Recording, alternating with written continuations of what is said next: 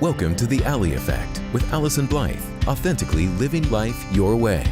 We all contemplate making changes in our lives that would allow us to live more authentically, but it can be hard to take action. Allyson is here to educate, equip, and empower you with the tools you need to start authentically living life your way. Get ready to eradicate your limitations and destructive patterns as you take full responsibility for your own happiness. This show is not just talk. It is conversation for profound self-awareness, acceptance, and appreciation, the key elements to stepping into the power as the creator of your very best life. The Ally Effect with Allyson Blythe starts now.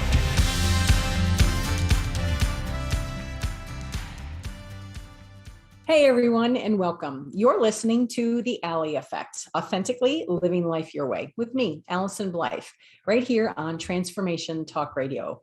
Stay with me for the next hour as we dive deep into this concept of authenticity and how I can help you explore a little bit more deeply. You can join me the first and third Thursday right here on Transformation Talk Radio as we dive into some rich conversation. We don't just brush the surface about authenticity. We really hold some topics about different ways that you can begin to build this thing, authentically living life your way. So today I want to shed some light, quite frankly, on me, who I am, where I come from, and offer some behind the scenes of why I believe so strongly in this thing called authenticity. I want to lift the veil and honestly level the playing field as we spend this time together and this powerful concept of authenticity. And it seems like it would be, if you remember when you were little, maybe you had this experience. I know I certainly did on several occasions. You were out and about and all of a sudden you recognize someone. There's someone over there and they have jeans on, or maybe you see someone and they're actually drinking a beer and you're like, wait a minute, I know that person, but who is that? Wait a minute, that's my teacher, right? Or that's my pastor. It's kind of this thing that people are out and about doing normal things, having the sense of like normalcy in their life. Well, people often respond to me in the very same way, pretty surprised that I'm as real as I am, filled definitely with my own history, my own story, struggles, definitely dysfunction and issues. As a therapist, we are not immune to difficulties and struggles any more than a doctor would be immune to illness in any way. So it's with that, I want to drop the veil on this level of professionalism or esteem that somehow we are above these levels of ache that most people go through. I want an opportunity to practice what I preach and really live the terms of authentically living life your way and share with you as authentically as I possibly can. Raw and real sounds like a pretty beautiful concept. And yet what I find is that it's one of the scariest things you can actually be because it equates to vulnerability. And when you have one of those levels of exposure, sometimes you're opening yourself up. Typically, you're opening yourself, sometimes in a very public format like this, sometimes more just one-on-one. But that sense of being seen, intimacy, and the fear of other people's judgments, opinions, and feedback. Quite frankly, I've seen that go both ways. It can be wonderfully healing that someone can hold space for you and really validate and acknowledge your perspective and your hurt.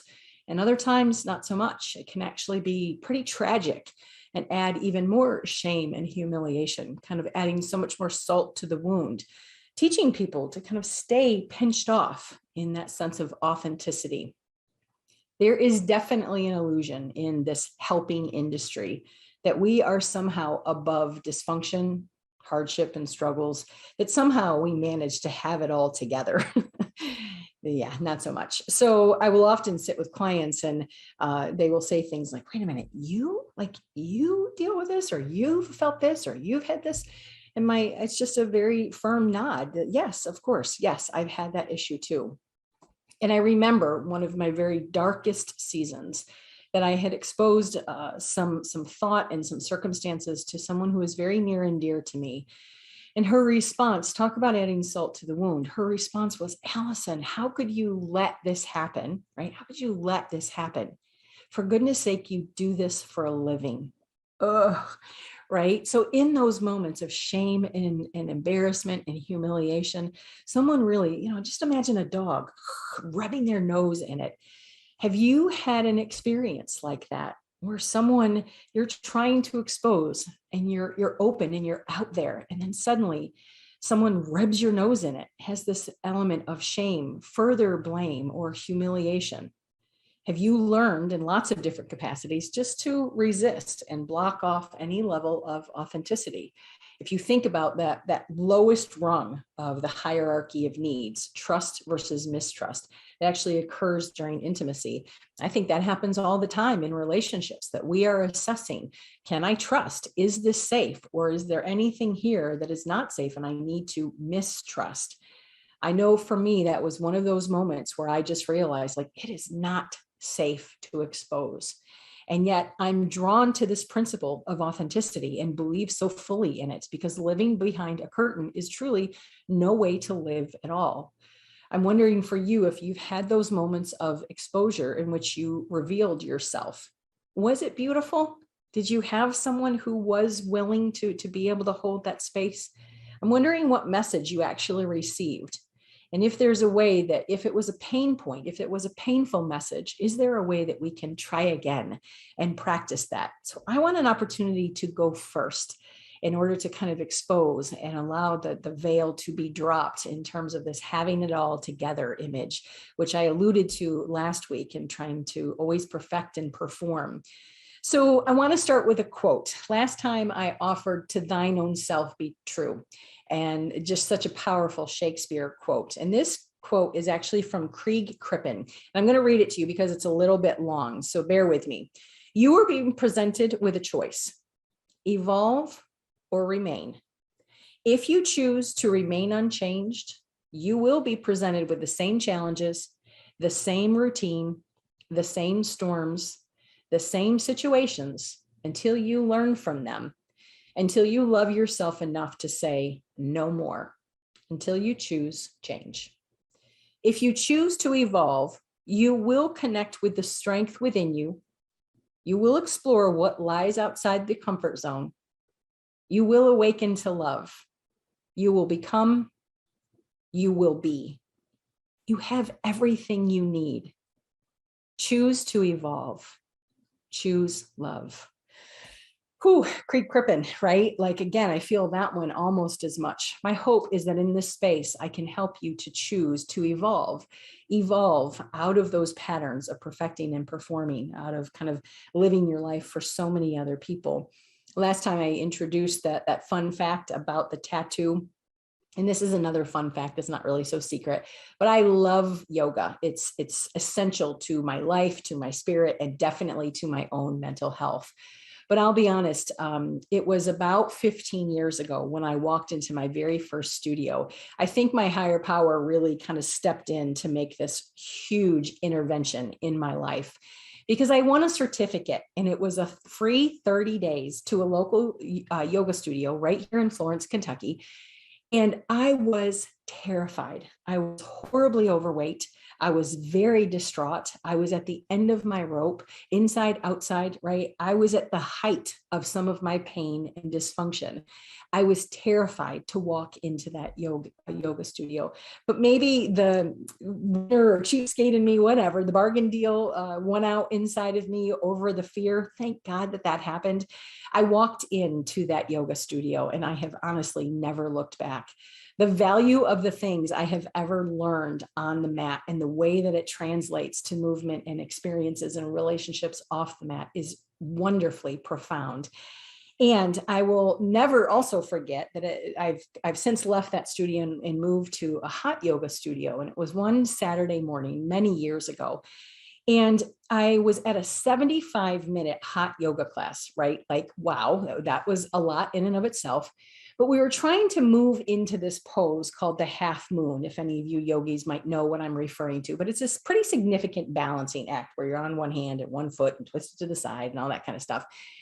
And one of the things I love the most about yoga is that one of the things that they say often is just embrace the wobble, right? Like, don't try to perfect, don't try to perform. You're going to wobble. The whole point is learning and growing and stretching, and one day looks different than the next, and one side looks different to the next, right? It's not about comparison when you walk onto your mat. And so in this pose of trying to move into it, I was way wobbly. And the teacher, I could feel her presence. I could feel her walking over to me. And at the time, she didn't say a word to me, but as all she did was put her hip against me, which allowed me to very solidly move into the movement, the pose more significantly, because she had stabilized me. She had allowed me just enough strength to move further into that. And I will never, ever forget what she said to me. She whispered very, very quietly, because it's a silent studio. She said, "Allyson, trust the process. You've got this. And you know what? I've got you." Oh my gosh, you guys, like, whoa, right? Embrace the wobble. I will never forget that experience, in the way that in our world and in our society, we are promoted to just have it all together. And we expose wobble to people, and we get criticized for that. On the yoga mat, I was embraced. I was solidified, right? With her support, her words, and her encouragement. My friends, you are being presented with a choice to evolve. And when you get wobbly, it's not if you get wobbly, but when you get wobbly, I promise you, I've got you. That's what this is all about. It's okay to wobble. None of us have to pretend that we all have it together, because we simply don't. One of the benefits of being a therapist is I get the gift of seeing behind everyone else's scenes, right? Like, the curtain comes down and I get to experience people's guts and glory, right? It's a beautiful, beautiful process, and holding space for people.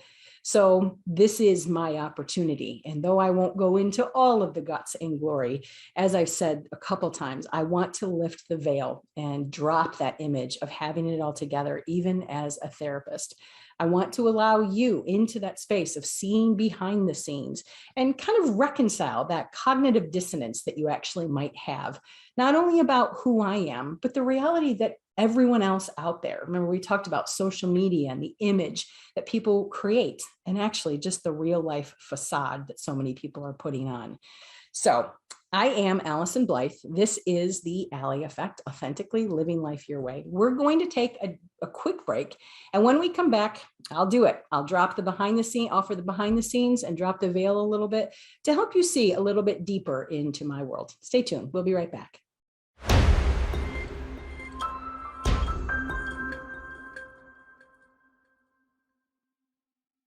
We're back on the Ally Effect, authentically living life your way. I want to make sure you know how to contact me. If you are wobbly and you need someone to hold some space for you, or you just have a basic question about this thing called authenticity, I want to make sure you know how to be in touch with me. I still have a landline where you can leave an old-fashioned voicemail, and I will get back to you, 859-341-7773.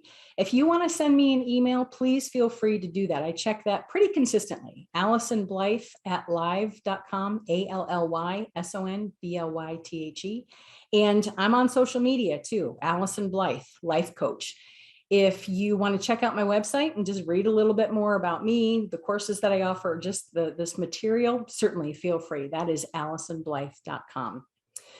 So here we go. I knew from the time I was a very, very young girl that I was destined for this work, that I was set on a path in order to just be a helper. I knew it. I was born that kid, the one who had a sensitive heart. I was a big thinker, a big feeler.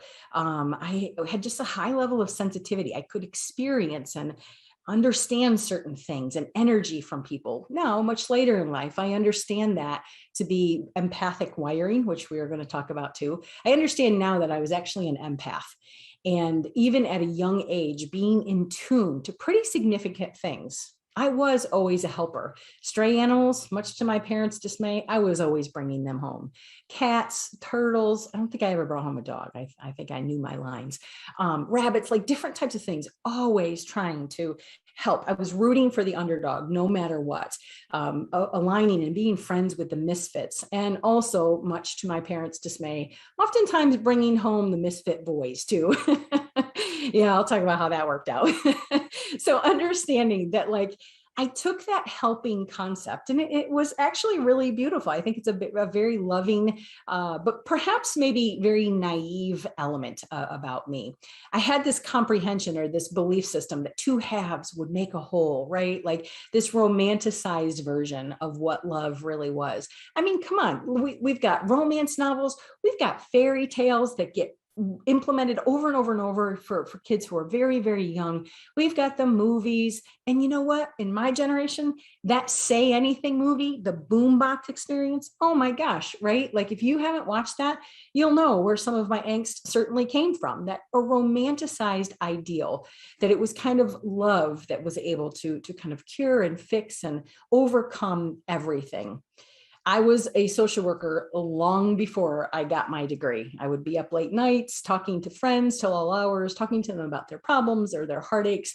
I actually wanted to work in prisons. I really believed that we could take that love-wielding baton and just very gently apply it to people. Now, please don't get me wrong. I do believe that love is a incredibly profound ingredient to offer people, to yourself, to the world. And what I know now is that it's not the only ingredient, because quite frankly, that's what led to some of my dysfunction, is this concept of love. I would babysit. I had friends all over the place. You know, I was friends with kind of all groups of people. And another fun fact, I actually wanted 99 kids.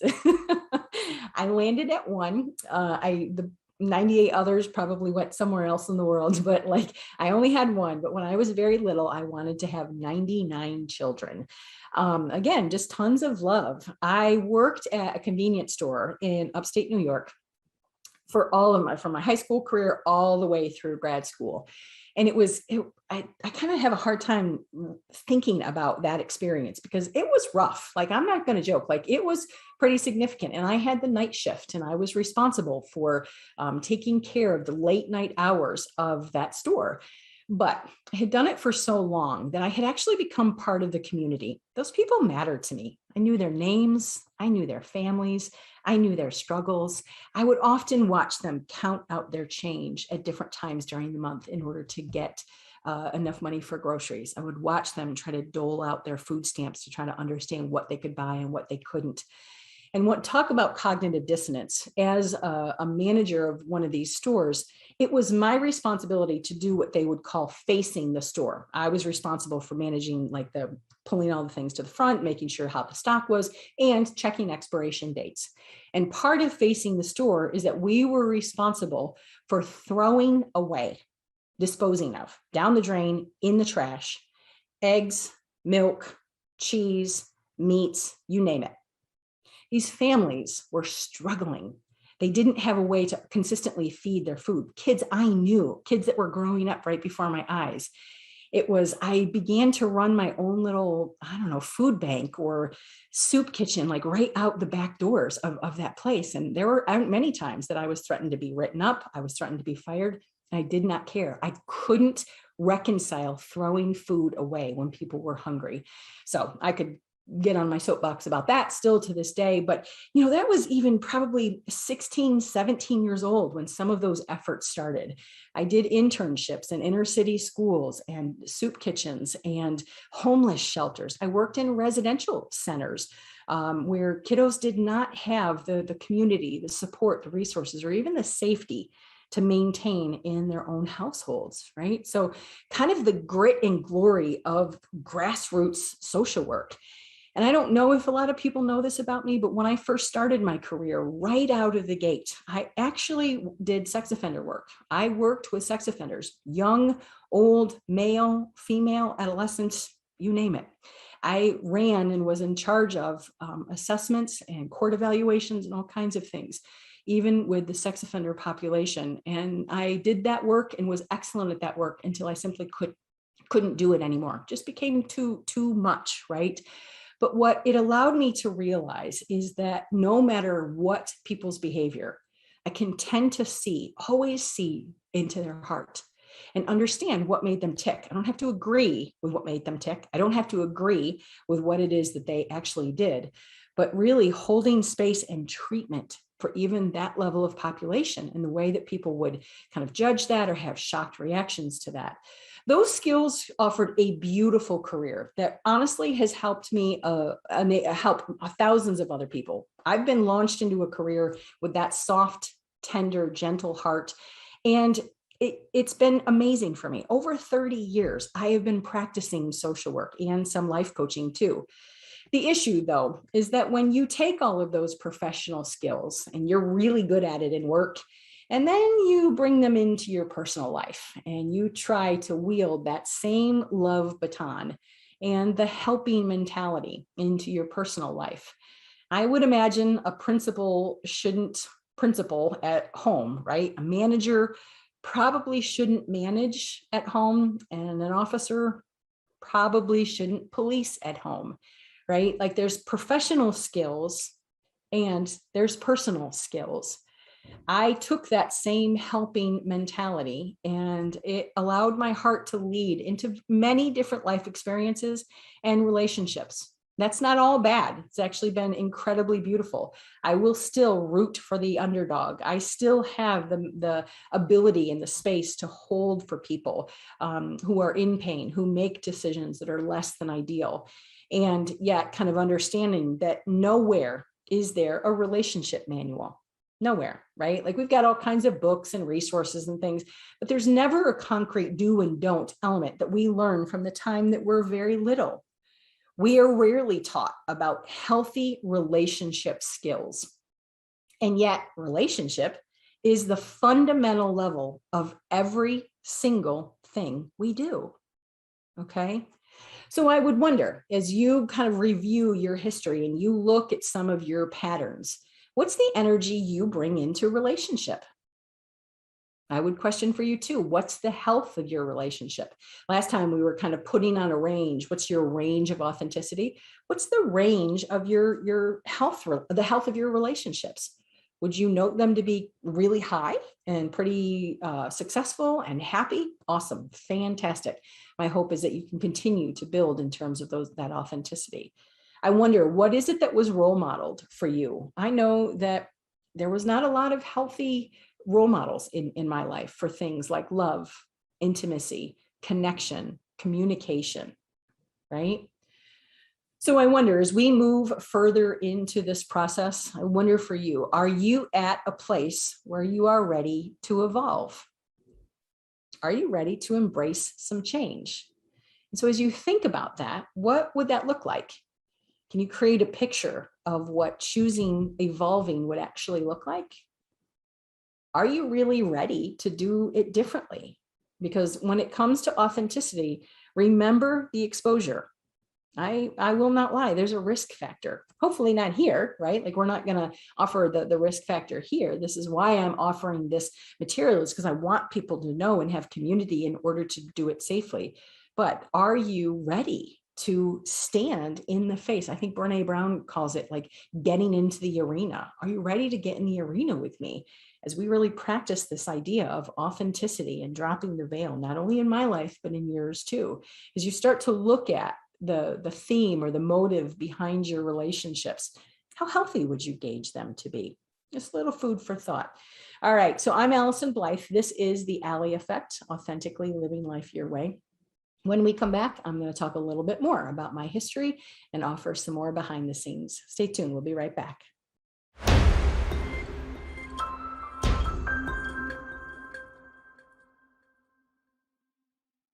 So we're back here on the Ally Effect, authentically living life your way, with me, Allyson Blythe.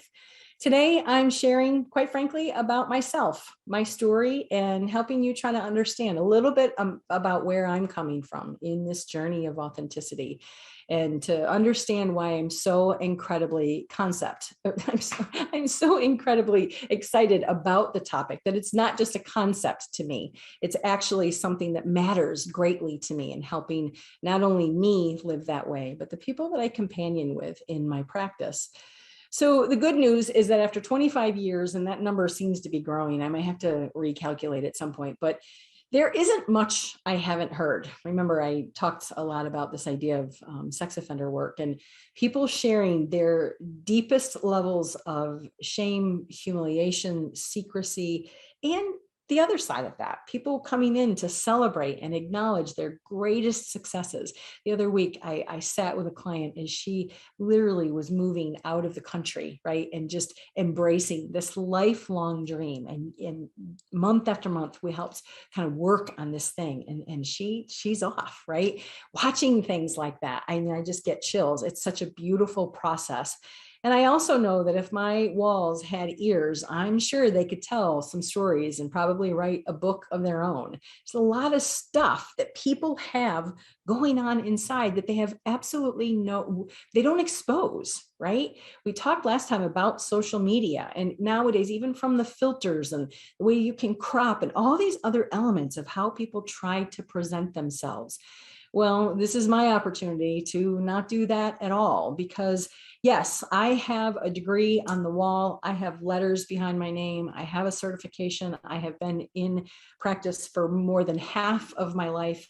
I've had a thriving practice for a lot of years. And you know what?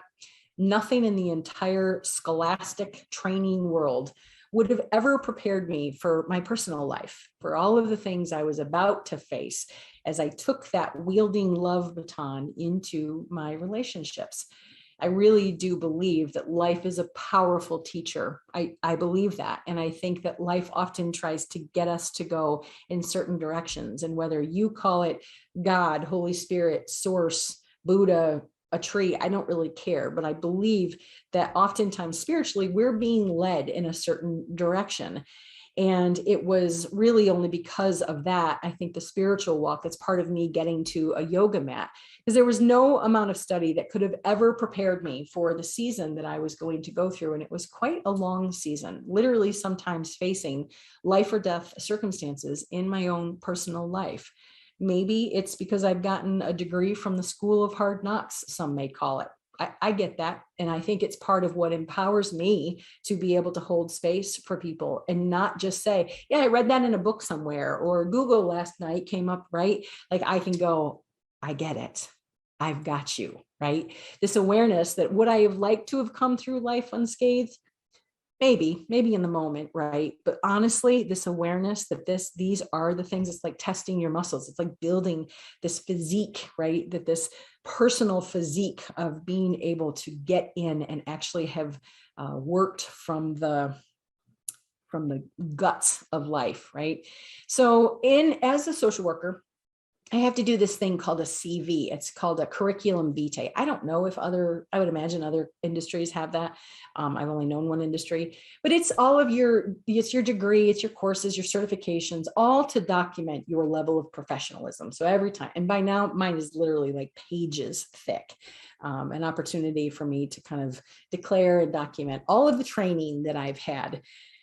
But it's fascinating to me because as I was thinking about my behind the scenes, my life experiences, I started to go, oh my gosh, what if I had to write a personal CV?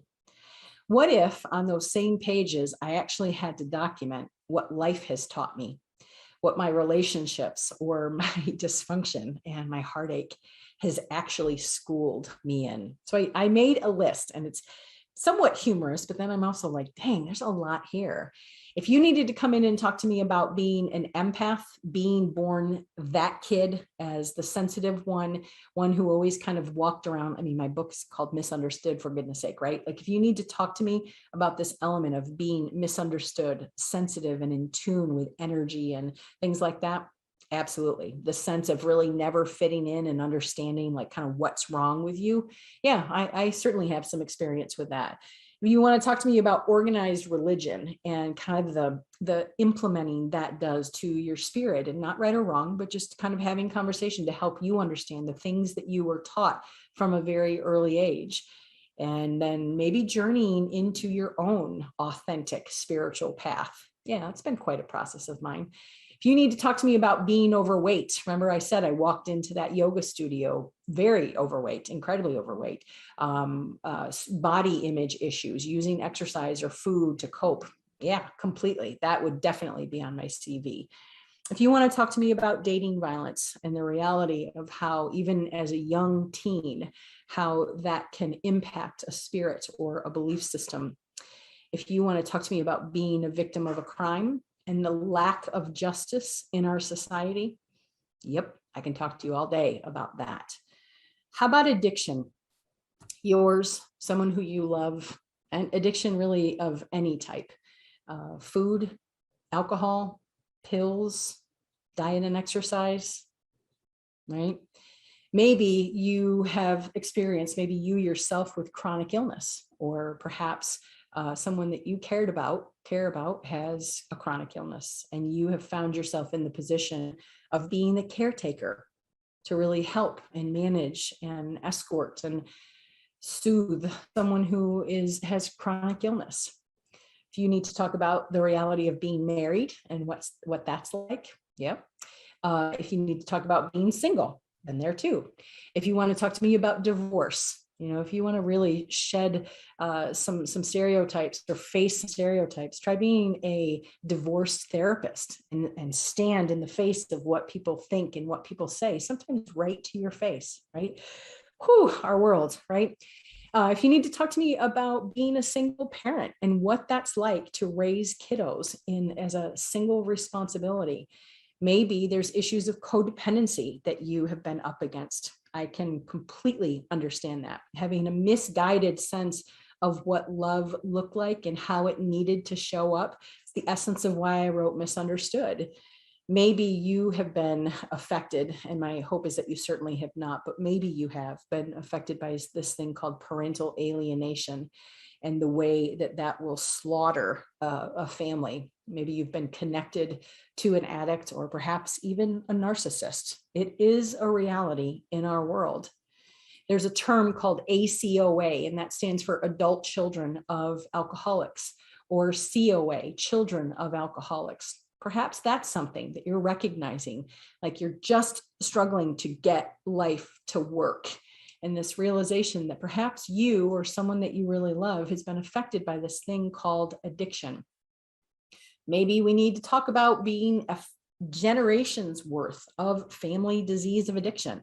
They call it a family disease for a reason. It doesn't just affect the person who has it. It is a disease that is wide stretching and impactful to people who actually don't even have it. If you want to talk to me about dating later in life, I can talk to you about that. Or maybe it's the idea of aging. Now, I still have, at least this is my plan, a whole lot of years left in front of me. But this realization that, you start to get to a point in life where things don't always look the same, work the same, feel the same, right? Like your sense of self begins to shift, change. Maybe you've even noticed that they've started to erode in some ways. You want to talk to me about being a business owner? I can do that. An entrepreneur, or maybe even an author. I'd be thrilled to talk with you about that. Maybe it's just the reality of relationships in general, relationships with parents, aging parents, being a friend to people. What about adult children? When kiddos don't need you in the same capacity, how are you doing with that? Is that affecting you? Are you kind of empty nesting, or are you struggling with the idea that they're in a very different season of their life?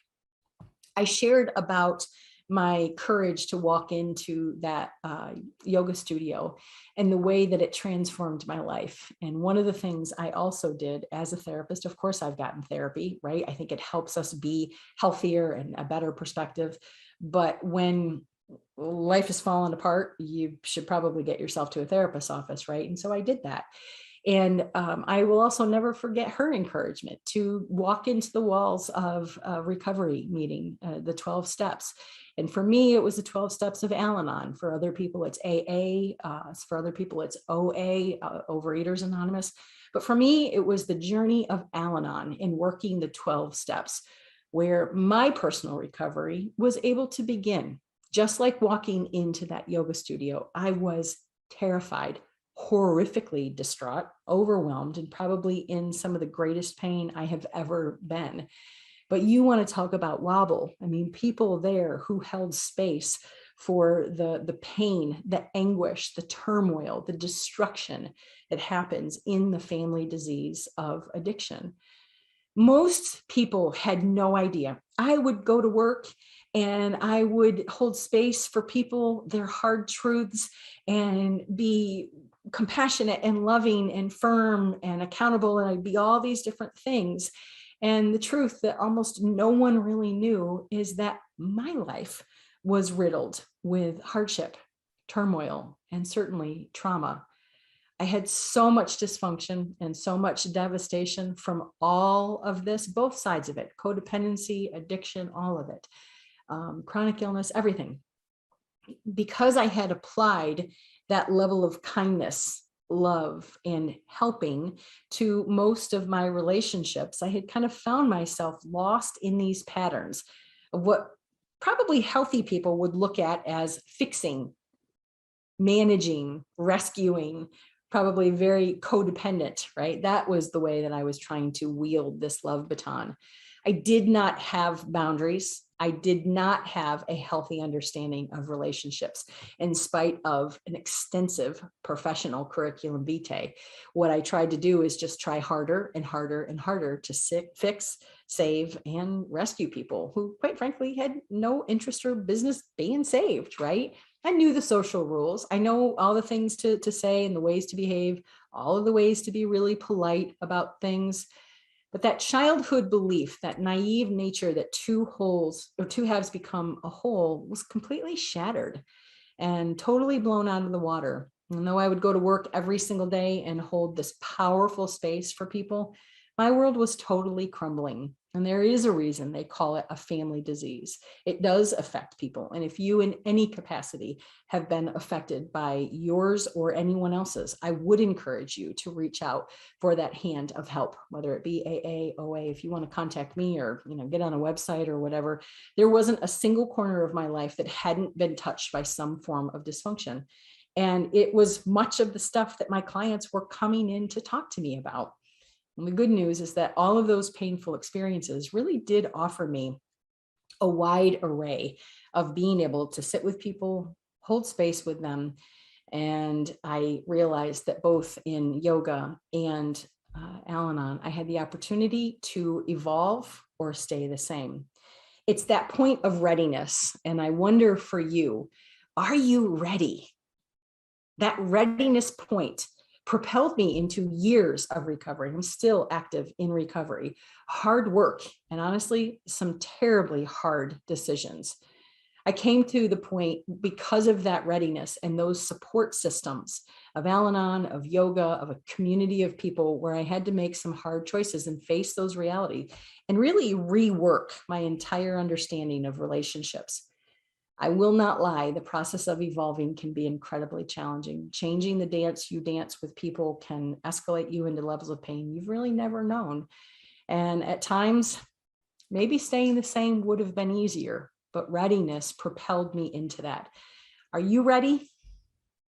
Is this something that you can relate? Please don't leave me hanging. Are there times in your life where you just wait for the real adult to show up, right? Like, just please, will someone make this decision, right? Will the real adult tell me what I should do? I know I still wait for that most days.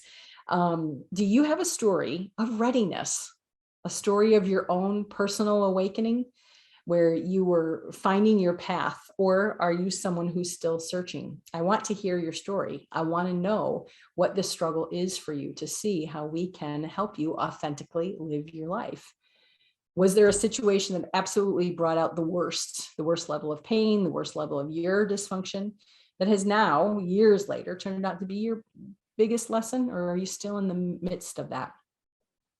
So stay tuned because we're going to go ahead and take a break.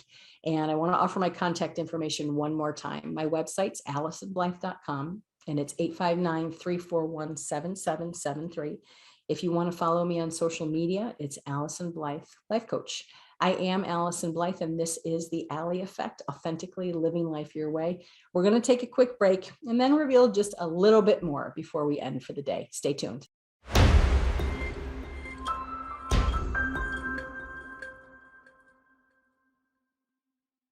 So we're back here on the Ally Effect, authentically living life your way, with me, Allyson Blythe, as we're discussing this whole level of authenticity and helping you see behind the scenes of my so-called professional life. I offered last time a listener question, and I wanted to do that again this time because I think it gives us some really good food for thought. And this question actually echoes the complete reason why I wanted to offer this show. It reads, Allyson, you've been doing this for a long time and you always seem to have it so together.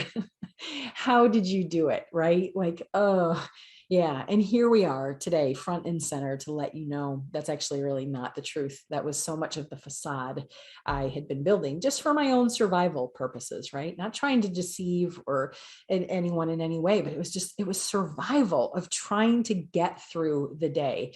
And the truth is, I'm still doing it.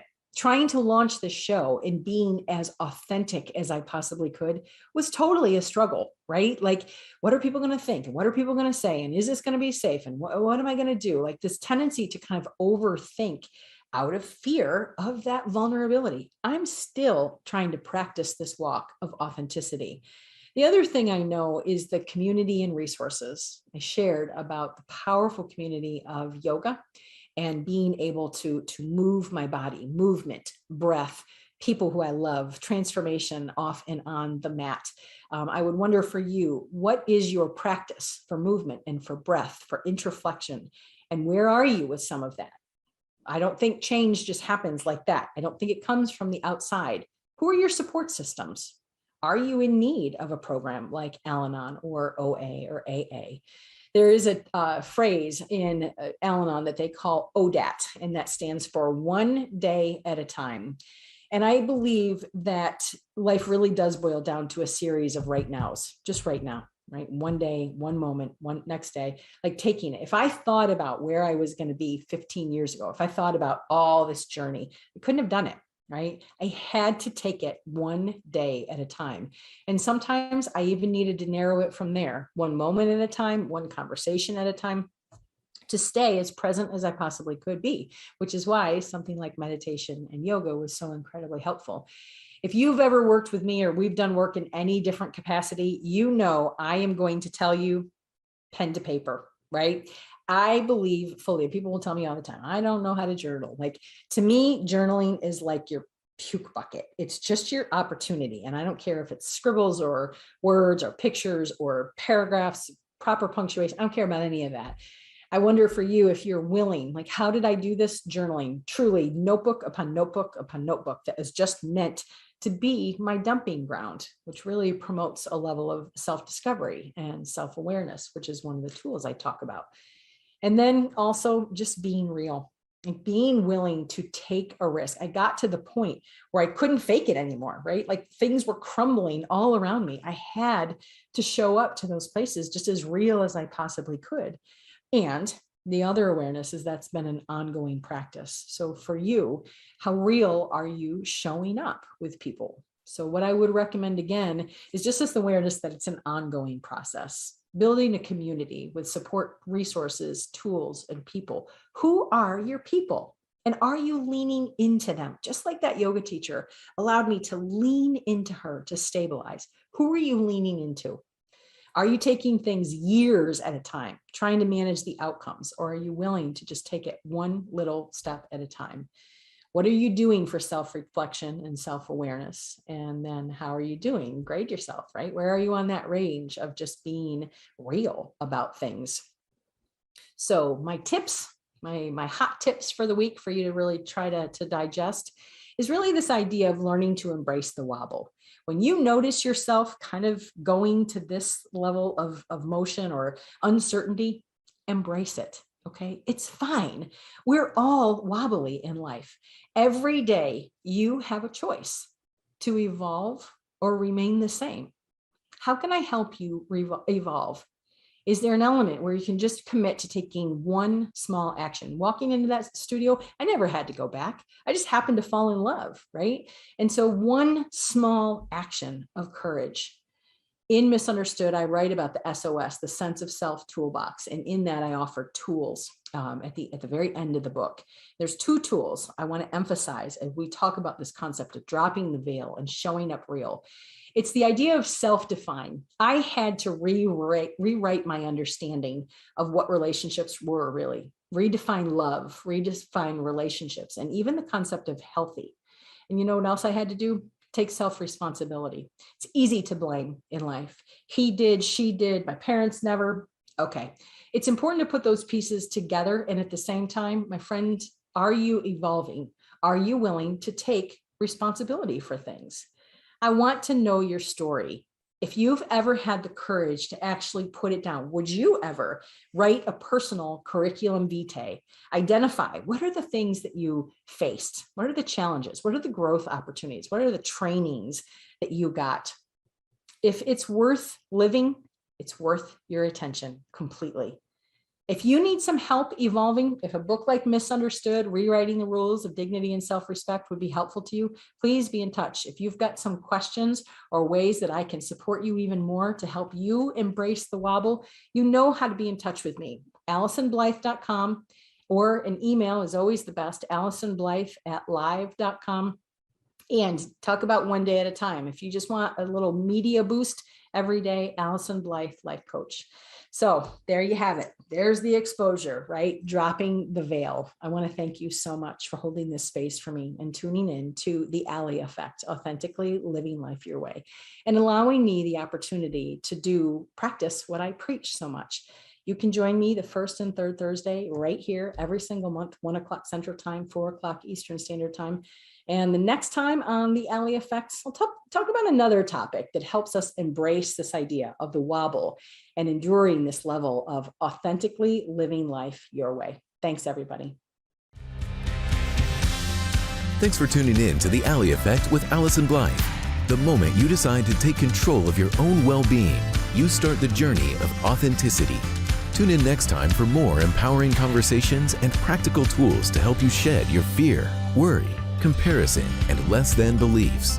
Stick with us as you step into the driver's seat and head off onto the road of success and happiness.